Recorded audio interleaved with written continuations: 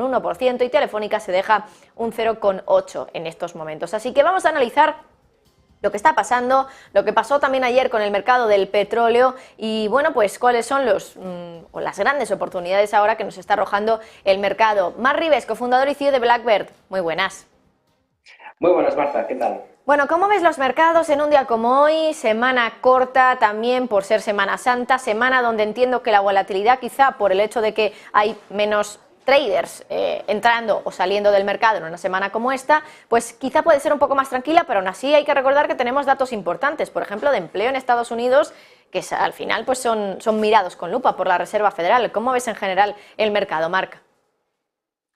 Sí, la verdad que estamos en un momento muy interesante. Tenemos en pantalla el Nasdaq. Sigo insistiendo en que ahora mismo tenemos que ir mirando el Nasdaq. Si se complicara la situación, el Bank of America. Y en el Nasdaq vemos al final que después de toda esta crisis y este ruido que hemos tenido de los bancos, la situación real es que el mercado americano estaba girando. El Nasdaq ahora ya ha conseguido cambiar la tendencia. En Europa estábamos corrigiendo dentro de un cambio de tendencia, ahora estamos en la zona de los máximos y vamos a ver si lo rompe, porque es un nivel muy importante que daría pista libre a un proceso de subida libre y las bolsas están en un escenario que si nos alienamos de todas las noticias que tenemos, la verdad es que el escenario parece fantástico. Si empezamos a sopesar todo el ruido mediático, empieza a complicarse la toma de decisión, pero la pregunta es cuándo no fue así, ¿no? Entonces las bolsas, al fin y al cabo, lo que nos dice el mercado es que están preparadas para subir y yo creo que estamos en esa fase de aceleración del mercado que ya llega después de este ruido y de este giro, que puede dar un poquito más de subida a las bolsas y que especialmente lo debería de liderar el Nasdaq, la tecnología. ¿Por qué? Pues porque esta semana, como bien dices, con todos los datos que tenemos encima de la mesa, especialmente los datos de paro, acabaremos de concluir si efectivamente lo que descuenta el mercado es que esa bajada de tipos de interés se va a producir este año. Y eso, desde luego, le va a sentar muy bien al Nasdaq, tal y como estamos viendo ahora mismo en el gráfico.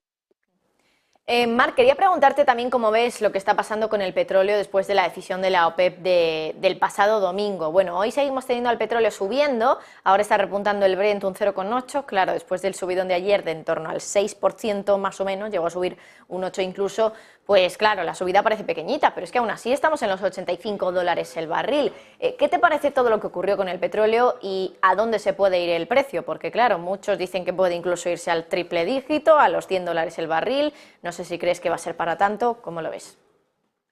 Bueno, eso siempre es bueno, son comentarios que siempre se hacen alrededor del petróleo, ¿no? Nosotros siempre pensamos que el petróleo por encima de los $70 está caro, por debajo de los 50 está barato, y ahora estamos en un entorno que a lo mejor estos números van cambiando, ¿no? Lo que tenemos que tener claro es que el intervencionismo, en este caso de la OPEP, para apuntalar los beneficios que están teniendo. No olvidemos, por ejemplo, que Aramco ha tenido un beneficio estratosférico y que quieren mantener estos beneficios, necesitan precios altos.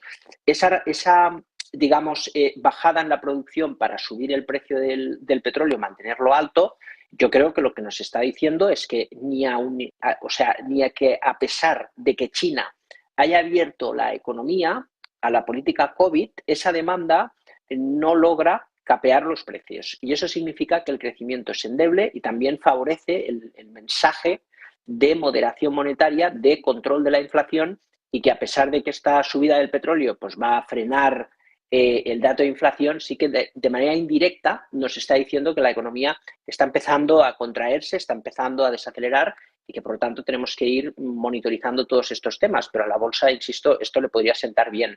Así que vamos a ver lo que puede pasar. Desde luego, yo creo que sí que puede afectar algo esa reducción de la OPEP en los precios, pero tampoco creo que se vaya mucho más allá, con lo cual a lo mejor tenemos algunas semanas de subida, pero creo que la subida fuerte la vimos ayer. No debería ir mucho más allá el precio del petróleo y de los niveles actuales.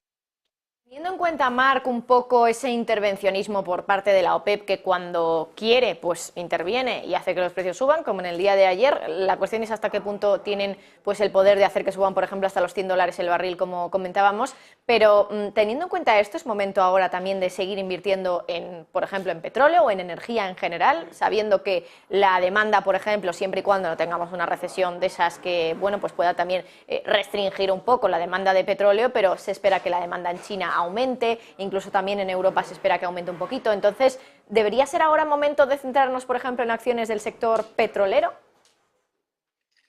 A ver, siempre la duda, ¿no? Fíjate que nosotros, por ejemplo, en mayo entramos y compramos petroleras cuando el petróleo estaba en negativo, ¿no? Y ahora hablamos de, siempre el debate es igual. Si vamos en una recesión, el petróleo va a caer, los precios del petróleo van a caer.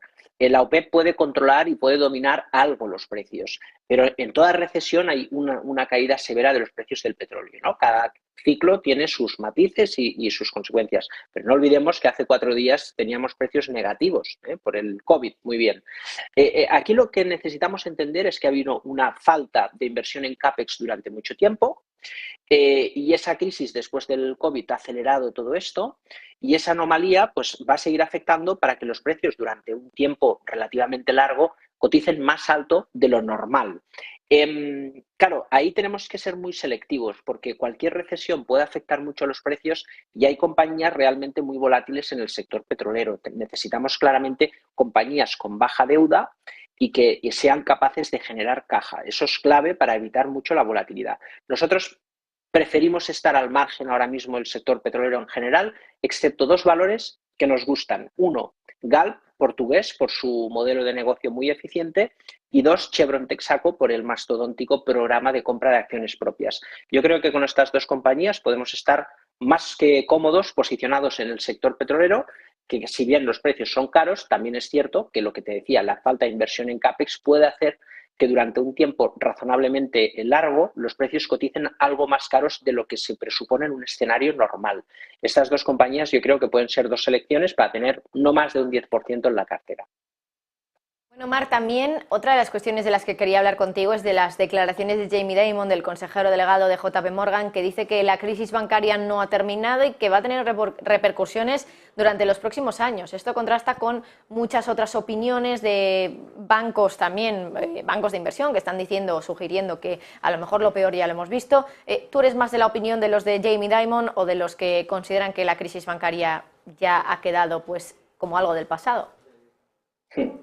Mira, nosotros en Black Bear conocemos muy bien las reglas, ¿no? Porque al final somos una entidad regulada, hacemos servicios de inversión y creo que el sector bancario y financiero en general necesita de una gran revolución.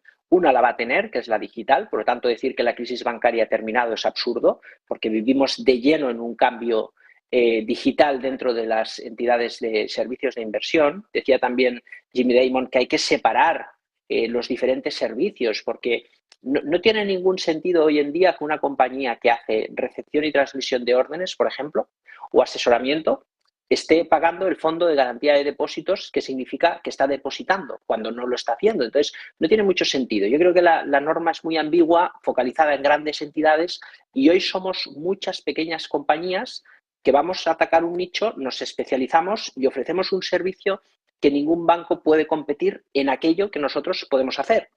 Entonces, esa gran revolución está atacando los márgenes de los bancos, como ya hemos visto, y luego, sobre todo, este servicio de prestar, depositar y que el cliente deposite el dinero en la entidad y la entidad pueda hacer con eso lo que quiera, porque al fin y al cabo es lo que está pasando, eso sí tiene que estar regulado y controlado.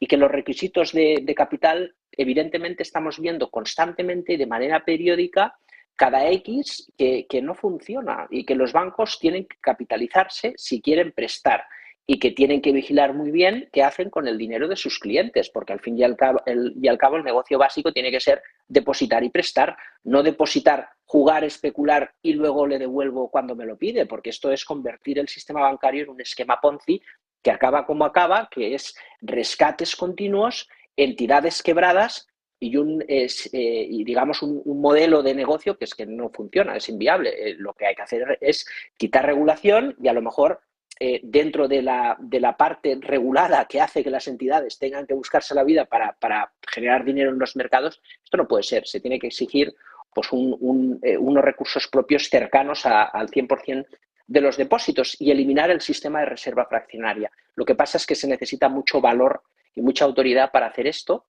y creo que no va a pasar, pero deberíamos de reflexionar si realmente queremos este sistema bancario y queremos cada 5 años tener que vivir este tipo de episodios, ¿no? Pues veremos si eso finalmente ocurre. Marc Ribes, cofundador y CEO de Blackbird, como siempre, muchísimas gracias y que pases muy buena tarde. Gracias por estar aquí. Un placer, un saludo a todos.